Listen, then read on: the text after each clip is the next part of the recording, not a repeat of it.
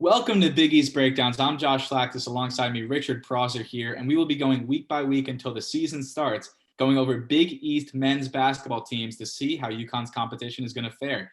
Right now, Richard, we're going to start with our first team, the Blue Demons.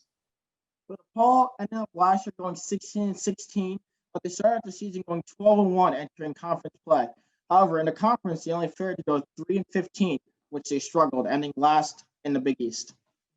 Yeah, and we think about DePaul's losses this year. Their big loss would be Paul Reed. Now, Paul Reed is a 6'9" forward, and he's looking like he's going to the NBA. He averaged 15.1 points per game and 10.9 rebounds per game. He was their second leading scorer, and he's a massive loss. Jalen Coleman-Lands was their third leading scorer, and he's another big loss, scored 11.1 points per game. But now that he has graduated, he is no longer on the team. They will get one addition to their team, though, Kobe Elvis, a three-star recruit.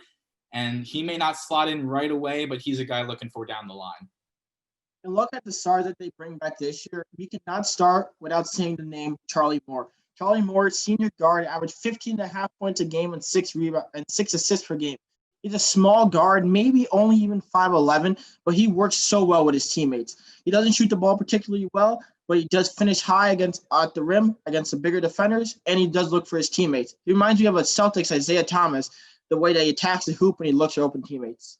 Yeah, and the breakout candidate for this team this year is ROMEO WEEMS, a sophomore 6'7" wing. He was named to the Big East All-Freshman team last year, averaging 8 points per game and 5 rebounds per game, but he could be a big candidate to break out this year. Another player that they're bringing back is Jalen Butts, forward. Butts has some really huge shoes to fill with the loss of Reed. However, I think he will do just fine. He's a hustle player. He's going to get all the offensive rebounds. He's an athletic player. He reminds me of a young Blake Griffin, the way that he attacks the offensive boards and catches lobs. He doesn't have a great back to the basket game, but I'm sure he'll do just fine as his athletic ability will allow him to.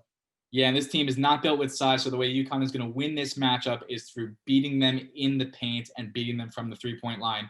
This is our first week of Big East breakdowns. Next week, me and Richard will be going over Georgetown.